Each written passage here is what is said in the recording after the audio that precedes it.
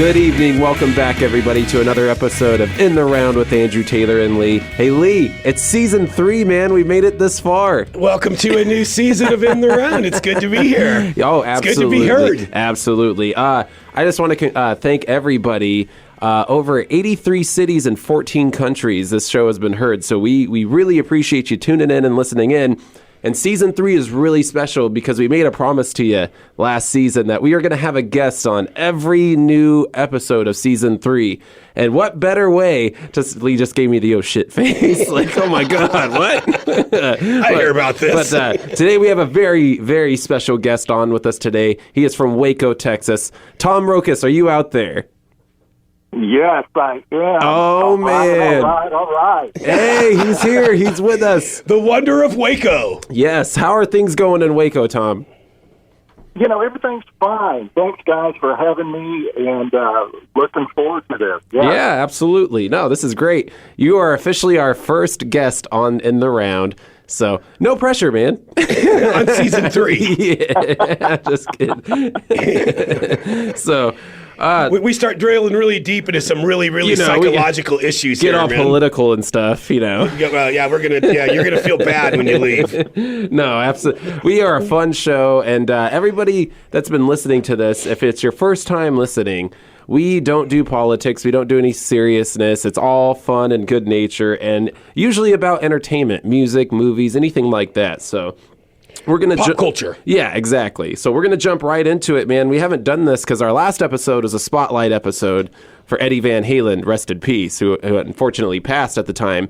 And Lee and I just got back from Florida, and this is the first time we've been in the studio in weeks. Yeah, what the Florida is down there, man. God bless, awesome. God bless Florida. We swam with some manatees. Oh, and, yeah. You know, did all the good stuff down there. Didn't give you a chance to catch one of them manatees. Wrestled a gator. Yeah, wrestled with some gators, or maybe it was just a big girl in Florida. I'm not sure. So, all right, let's get right into our funny news segments. I got some interesting stories here. The first headline reads, Washington State cat hitches a 2,500-mile ride to Alaska. If somebody really wanted out of the state of Washington. A regular cat. Yeah, how bad were your owners? Yeah. So on November 6th, a Washington State cat's couple, or a couple's cat, went missing on an incredible journey where he wandered into a shipping container and ended up at a Home Depot store 2,500 miles away in Alaska. Wow, I wonder how long it took to get there. That's what I'm wondering. It had to have been on ship, right? Or yeah. Air, right? Ship, you think the cat would starve to death in that time frame? I don't know, man. So now we know we only need to feed the cat like once a week. It was a tuxedo cat. His name's Panda. Wandered away and spent more than a week searching. They spent more than a week searching the neighborhood for this cat. After about a day, I probably would have given up. But it's a cat. So yeah, I'm wondering how they. An employee at the store unloading the shed, the locker, found the cat. And they had a collar on and all that. It had an address and they got it home, the whole thing, yeah. Well, that's a good happy ending to a strange story. So he was gone for about 10 days. Wow, they made it all the way from Washington to Alaska? Okay, well, I guess that makes sense. All right. That's pretty funny, because I have cats, and, you know, they don't go outside, though. They don't get into shipping containers. Yeah, exactly. Next headline that I have in front of me here, this is a really crazy one. It reads, martial artist hits 34 table tennis balls in 1 minute with nunchucks. You know how fast that is? Yeah, that's how many tennis balls? 34 of them. In 1 minute? Under 1 minute. That's moving right along. Oh, yeah. So a Chinese martial artist broke the Guinness World Record on November 6th when he used nunchucks to volley 34 table tennis balls in under 1 minute. I'm not even going to try to pronounce his name because I can't say it. It's got X's and all kinds of crazy stuff. But yeah, he broke the record for lightning matches. Oh man, he holds all kinds of records for extinguishing candles with them and stuff like that, and breaking off bottle caps. This is a gentleman with like way too much time on his hands, man. Yeah, probably. And he's probably one of those guys, like karate guys that could kill you with his pinky or whatever. He's with his gaze. Yeah. So, yeah, man. He's 34 years old, and he teaches classes in Shanghai. So this guy's legit.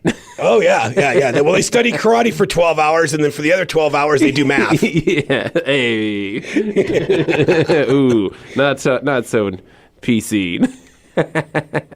We don't do that on this show. But anyways, some very sad news today, and this is going to finish off our news segment.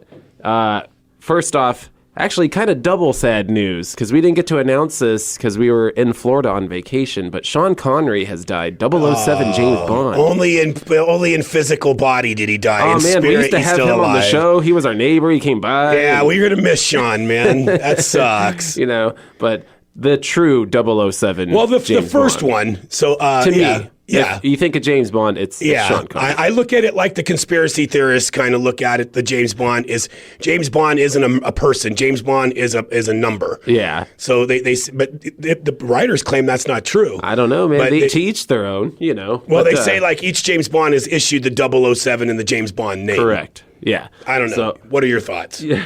To me, my thoughts, Sean Connery is James Bond. I was a big George Lazenby fan myself, but Said nobody ever. except George Lazenby.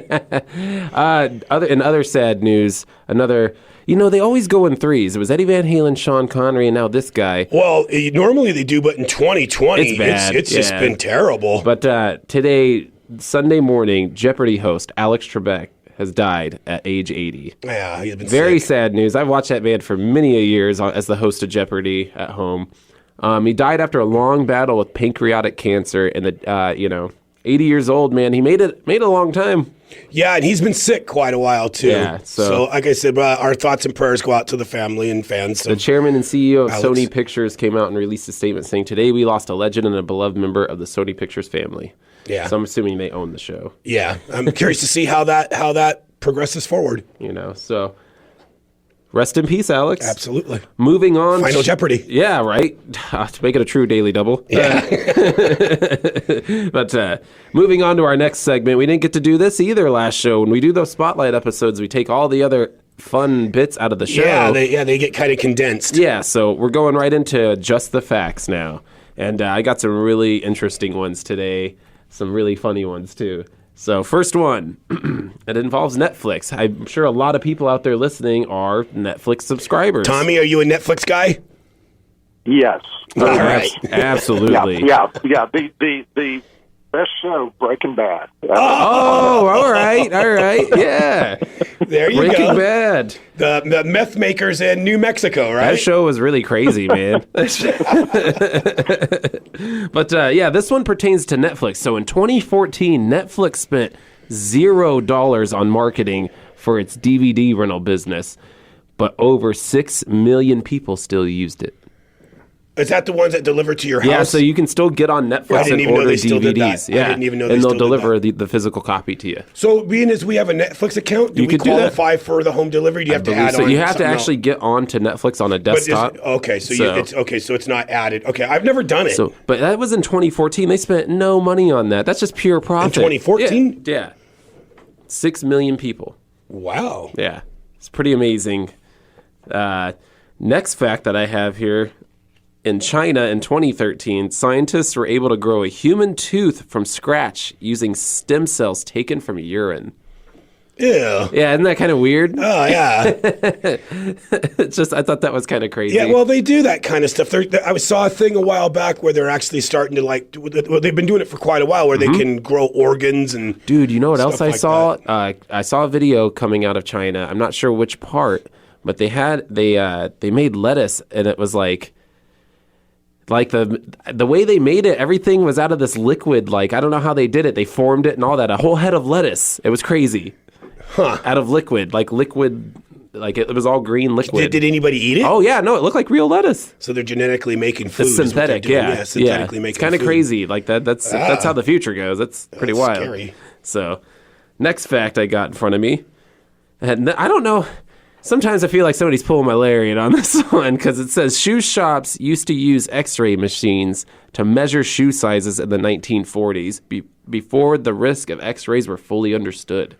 Well, yeah, but no, that was true. Oh, wow. I did not know that. That's crazy. Wow. Oh, yeah. How do you know that, Tommy? Well, I mean, it's close to my age. That's a good one. See? So it is true. Yeah. Awesome. Great. Good to know. I got a reliable fact source. Yeah. Yeah, a lot of people are coming out of there with cancer. My foot's all crazy big now. Anyways, next fact we have here. Approximately 1 million dogs in the U.S. are named as heirs to their owners' wills. Every year? Every year, 1 million dogs. 1 million dogs get a estate left to them? Yes. Yeah, that makes sense in this country. Oh, I've seen that happen, yeah. I mean, it does. Yeah. I mean, a lot of times what happens is is people will leave their dogs, let's say this, or their pet, whatever it may be, and then they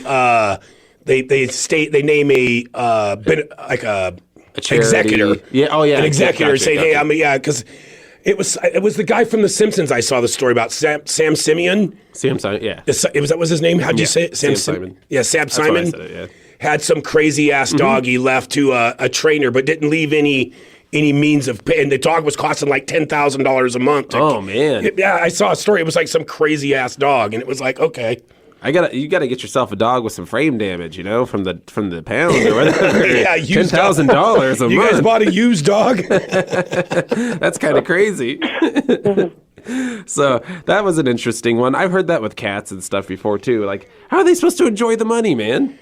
Well, that's a very wealthy person that had no friends. Exactly. Or yeah. no family or no love. It was just, it was like, Tommy, do you remember that old lady back in like the 80s that her name was like Emmanuel or a man? She was real rich and she got busted for doing something. It was tax related and they actually sent her to jail for a little while, but she was she was in New York and I can't remember what her name was. Oh man. But she was that's some heavy stuff. Oh yeah, I mean it was like I can't remember what her name was. She was like a very wealthy New York socialite, but everybody hated her. Gotcha. And I guess she had done some really wicked things to her staff and stuff like that. And somebody ratted her out for tax evasion or something, and they ended up putting her in jail for a little bit. It wasn't a long time, but I can't remember. I got to look that up. I can't remember what it was. I think she ended up leaving her money to her pets. Well, Yeah. That sounds pretty lonely. Does the story ring a bell to you, Tommy? No, it doesn't. Yeah. Maybe I made it up. Maybe it was a movie. Yeah. I saw that. Yeah. I mean, the only movie I could think of is Mommy Dearest, where she left the money to, other than her kids. Yeah. Oh, yeah, that happens a lot. Oh, yeah. Yeah, absolutely. Yeah, that happens. We'll have to do a show on that, on pissed off heirs. Yeah, that's a good idea. On to the next one here. You guys know who the artist Salvador Dali is, Yeah, correct? absolutely. Yeah. So he would often, when going out, would get out of paying for drinks and meals by drawing on the checks, on the receipts or the bills or whatever, or the paying. If he was giving them a check, he would draw them a picture or something. A picture, and they would make them priceless works of art. I was going to say they're probably worth a ton now. Yeah, what a good idea. Yeah. Oh, he would write it on the not the dinner check, on the actual check, like his personal. Yeah, because people probably paid for stuff back then with a check. Yeah. So if he was at dinner or something, he handed you a check. Is some doodle on there. They're like, I'm not going to cash this. Oh, yeah, absolutely. Salvador Dali. And you know what? I think a lot of those celebrities pull crap like that, man. I would all the time. I saw where Charlene Thorzine and some friend of hers were driving through an In-N-Out one time, and this just wrecked on Southern Comfort. No, they weren't drunk or anything, but it was during the day, so they hadn't started drinking yet or whatever. But they got to the drive-through, and they were like, we forgot our wallet back home, and okay. The In-N-Out was like, okay, they ended up giving them the food. That's too bad. You better go back home. Well, no, but they actually came back and they gave they paid for their meal. That's cool. They said, hey, we just forgot our food at home and all that. That's cool. But people were like, yeah, it's like you guys could have easily gotten that for free. Yeah, well, that was kind of neat. But that's the right thing to do. Yeah. Absolutely. Shit, if I was a celebrity, I'd be going into every restaurant saying, "Don't you know who I am?" Oh, all the time. You got to name drop, But our last fact of this segment, and then we'll get it right into today's topic. Our last one. Film producer Jeffrey Katzenberg revived the Walt Disney Studios by producing some of their biggest hits, which included The Little Mermaid, The Lion King, Beauty and the Beast, and Aladdin, among others. After those movies, he requested a promotion and was fired. He swore revenge and founded DreamWorks Studios, which went on to make a ton of big movies. Oh, yeah, in the DreamWorks same is huge, light. yeah. Yeah, absolutely. I just thought that's hilarious. He asked for a raise, and they're like, no. He did all the big ones over there at Disney. Then That's what I mean. Yeah. So it's crazy. Like, you did all those blockbusters, and then Mickey Mouse is like, nah, we can't give you that money. There's no extra money in this deal for you guys, man. Kind of strange. Well, good for him. That's called vindication, man. Oh, 100%. I love stories like that. That's how you should do it. Absolutely. You rise above and absolutely do better. But anyways, today's topic, excuse me, is going to be about new wave bands and punk bands of the 80s, and 70s, 80s, and 90s. And we have an aficionado on Yes, here we that knows a little bit about it. Tom, how big of a new wave fan are you, would you say? Like, who's your favorite new wave artist? Well, it probably... Back in the day, I would say, Talking Heads and B-52s. Okay, and, great. What kind of brought this up is when Lee and I were, we went on vacation with a bunch of friends down at South Padre, and nice. And I found it interesting because I've always thought Lee of being, always pure rock. Pure heavy metal and stuff like that. Yeah. Well, come to find out that Lee enjoys, new wave and punk rock music also. Oh, absolutely. And back in the first off, I graduated in '80. Okay, cool. And 18 or 19. But back then, it was interesting because, you had basically at the tail end of the 70s, it was the end of the disco era. Absolutely. It was ending, yeah. It had run its course, Right. And then you had, in high school, it was, Boston, the Eagles. Oh, yeah. Oh, yeah, the corporate rock. Yeah, Foreigner, and it was, music-wise, it was big, okay? Mm-hmm. And new wave was just getting started, really in the late 70s. Absolutely. And I would have to say early in college is when, it was just something different. Oh, absolutely. I think can I ask you a question, Tommy? Yeah. In your opinion, who do you think was kind of on the cusp of the new wave trend when it came in? I mean, what would your opinion be on that? And see, this is good from your guys' perspective because you guys were there. Well, in L.A., Tommy, you were obviously in Texas, correct? Yeah, which is a whole different. Yeah, and you were from on the West Coast in Los Angeles, so it's good to hear from both of these It might have taken off a little faster in Los Angeles. Yeah, I know it did. Right. Yeah. And I think you're right, and it did. I mean, here, you have to realize this is before MTV and stuff like that. Oh yeah, just radio, terrestrial radio. Well, and even then, I mean, in the Waco market, you didn't have alternative, type radio or anything. Absolutely. What spurred this on a lot were clubs, and it was so neat in the early 80s, there was a club called Suffragette City. Okay. That's cool. This place was a dive. It did not have air conditioning. You can imagine. Oh, yeah, sweaty.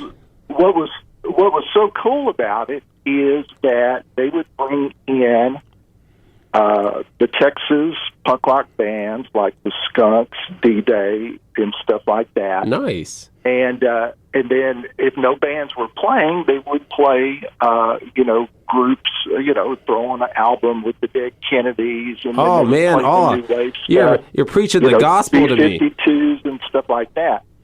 But what really turned me on to it is in high school, I ran across a guy who had an album, Talking Heads Fear Music, and I was like, wow, this is so different. So that was your. Would that be the album that you consider that got you into this genre? Yes. Gotcha. Yes, I would have to say so, because leading up to it, it was, rock music was big in high school. Yeah. Like I said, everybody had Kiss. Oh, yeah. Boston, the Eagles, and stuff like that. Oh, yeah. And in high school, I never forget when I bought Rush 2112. Oh, yeah. When it came out. And, Were you a Rush fan prior to 2112? No, I wasn't. Nope. Wow. 2112 was my first introduction to Rush. So, that's kind of what happened to me with Rush. Is I got Moving Pictures, and that I was for. Yeah. Then that album, they had already had albums out by then, so it was totally blown me away. Well, that's when Rush really got their commercial success. Hit their stride, they hit their stride on commercial viability then, yeah. But back to new wave stuff, I have a list of bands here that I got. And the thing with new wave and punk, I don't think that people that know the genres know both run together, coincide with each other, They both were offshoots of each other pretty much. Yeah, and it is true. Yeah, it's true. Absolutely. Although the two genres didn't really like each other a whole lot either. The punk side didn't care much for the new wave side. As far as scenes went, from what I remember. Yeah, as far as scenes went, they didn't really, but they played the same kind of clubs and stuff like that, and Right. Oh, right. yeah. Well, that was the thing, growing up in Los Angeles, is you could do that prior to at a lot of the clubs. Anything that wasn't on Sunset Strip in Hollywood, you could go to clubs, and one night you might have a rock band there, and on the second part of the bill, you'd have a rockabilly band, and then you may have a dance, and to close it out, you may have a dance band. Yeah, exactly. So they were trying to cater to everybody. But I have one real quick question for you, Tommy. What you were speaking about, the radio and the rock genre there and all that in Texas in the early '80s there. What was the radio stations like there? Was there a lot of rock stations, or was it mostly country, or what was? How did? Well, the thing is that you would have the local top 40 stuff, and then in Dallas you would have these huge. Like Q102, these gigantic album rock type radio stations. Yeah, gotcha. And and I would say, in the Dallas market, because you guys remember Texas Jam? Oh yeah, absolutely. They were huge. Yeah, and that was huge.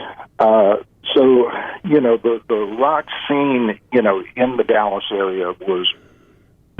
Very big in the late 80s and late 70s, early 80s. Oh, yeah. And, yeah. So anyway, so people that like punk rock, new wave, it wasn't that big. When these groups would come in, they weren't playing at the arenas. They were, playing at smaller clubs and stuff like that. Skating rinks and stuff like that, or... Yeah. Well, it was fairly small. Yeah. Yeah, so but you guys had now in Waco, because you lived in Waco, right? Yeah. Mm-hmm. In Waco, you guys had in the Suffragette City was in Waco, correct? Right. So did and that? But you told me that club actually ended up moving to Dallas. No, that was later on. Okay. When we were talking about there was So let's advance to around 83, 84, 85. There was a club called Outer Limits. Okay. And this was, to me, another different music that came in. All of a sudden, you had bands like Erasure, Depeche Mode, Dead or Oh. Alive, Cabaret Voltaire, Scritti Politti. And these were like dance, oriented bands. Gotcha. You sit there and you say, well, the disco era ended, but really, kind of in the mid-'80s, dancing was big. Oh, And absolutely. And you had phenomenal clubs, like in Dallas called the Start Club, and, that were quite elaborate as far as, the dance music. So, it was, I think 85 was a very good year for music. Oh, absolutely. Yeah, and that was kind of pre hip hop and all that too, because that was just starting to take off. So Oh, yeah. the clubs had to have